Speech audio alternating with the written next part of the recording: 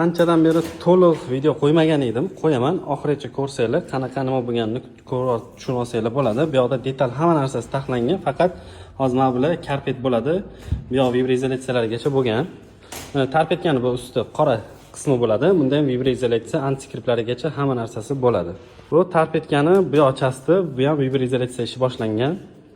Bagaj qismi vibroizolyatsiyasi bo'ldi. Qopqog'ini qo'yamiz. Bu yoqda relief, vibroizolyatsiya, karpetlar hamma narsasi idealniy bo'lgan. Vibroizolyatsiya polni ichigacha kirib boradi.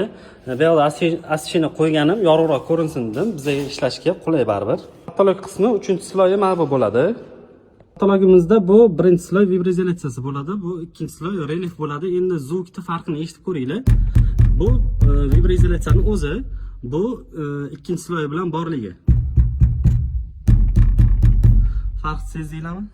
Biz 4 ta sloy bo'ladi. Birinchisi vibroizolyatsiya bor, ikkinchisi termoizolyatsiya, uchinchisi hozir vakuum qismi bo'ladi, to'rtinchisi apshikada bo'ladi. Pol qismimizdan 3 ta sloy bo'ladi. Hozir tarpetga tag qismlarni polni taxlab olaman. Bu yoq qismi yarim taxlangan, yarmi endi hozir mana bunaqa bardaklarni taxlashimiz kerak bo'ladi.